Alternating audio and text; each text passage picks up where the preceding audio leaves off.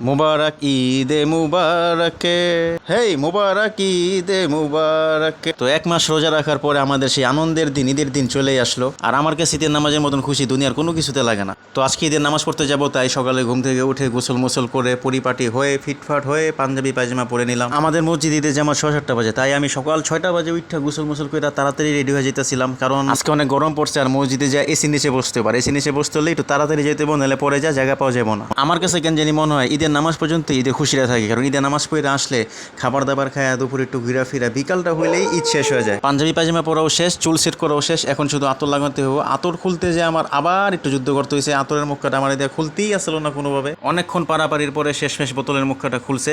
সুগন্ধি এমন একটা জিনিস যেটা লাগানোর সাথে সাথে মুড, মন, মেজাজ সবকিছু চেঞ্জ হয়ে যায়। তো আতরকে ভালোভাবে পাঞ্জাবিতে, মুখে, ঘাড়ে, মাজায়, পায়ে সব জায়গায় মাখামাখির পরে আমি একদম রেডি নামাজে যাওয়ার জন্য।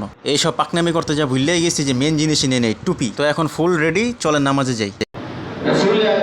সময়কালে দোনো রকমের প্রচলন ছিল, যারা একটু সামর্থ্যবান ছিল তারা একটু বেশি। তো অবশেষে আমরা ঈদের প্রথম জামাতে নামাজ আদায় করে ফেললাম। তো নামাজ শেষে আমি একটু মসজিদে দাঁড়িয়ে আসছিলাম, কারণ সব মুসল্লি নামাজ একসাথে শেষ হয়েছে। সবাই এখন যদি নিচে যাই তাহলে ধাক্কা ধাক্কি করে যেতে হবে, তো আমি একটু ওয়েট করতেছিলাম যেন সবাই নেমে যায়, তারপরে আমি একটু রিল্যাক্সে নামতে পারবো। আর রাস্তা যে সমস্ত মুসল্লিদের দেখতেছেন তারা হলো ঈদের দ্বিতীয় জামাত পড়ার জন্য এসে দাঁড়ায় রয়েছে। আমরা বের হলে তারা দ্বিতীয় জামাতে নামাজ আদায় করে। তো নামাজ শেষে কবরস্থান যাওয়ার আগে আমরা ভাইয়েরা একটু ছোট্ট করে একটা শট নিয়ে নিলাম। আর নামাজ শেষে আমরা সব বন্ধুরা মিলে একটুখানি গলিতে আড্ডা দিতেছিলাম। আর আমাদের জন্য ঈদের মজা এইটাই, ঈদের নামাজ পড়ে আয়সা বন্ধুদের সাথে কোলাকুলি করুম, আড্ডা দিমো, তারপরে কই ঘুরতে যাই না যাই সে ব্যাপারে একটু কথাবার্তা বলুম। তো আড্ডা মাড্ডা মেরে আমরা বাসায় চলে যাই কিছু খাওয়ার জন্য। খাওয়ার পরে দুপুরে আবার বেরোই, তখন একটু ফটোশ্যুট মোটোশ্যুট করতেছিলাম আমরা যে যার মতন। তো এক বন্ধু ছবি তোলার সময় আরেক বন্ধু ওর ইটা মারতেছিল যাতে ওর ছবিটা নষ্ট হয়ে যায়, আর ওই গালি দেওয়ার পরে সে ভালো না হয় আবার ইটা মারে। বিকালে একটুখানি পরিবেশটা সুন্দরই আসছিল, তো আমরা দুই বন্ধু মিলে একটা অটোতে করে ঘুরতে বেরিয়েছিলাম একটুখানি বাতাস খাওয়ার জন্য, কারণ ঈদের দিন যেই গরম গেছে এবার ঈদে ভাই রে ভাই, এবারের ঈদে গরমে প্রায় সবারই অবস্থা খারাপ হয়ে গেছিলো, আর আমাদেরও তাই একই অবস্থা হয়েছিল। তাই বিকালবেলা আমরা চিন্তা করলাম অটোতে উঠি, অটো স্পিডে চলে হয়তো বাতাস লাগতে পারে।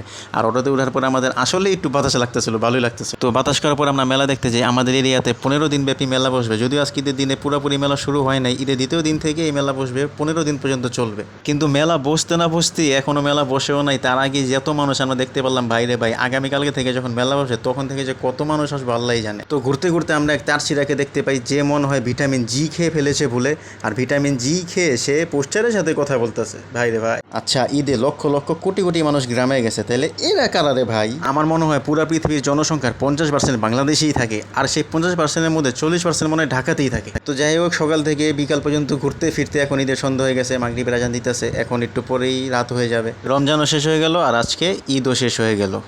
তো সবাই ভালো থাকবেন, সুস্থ থাকবেন, আর নিজেকে নিজে খুশি রাখবেন। আল্লাহ হাফেজ।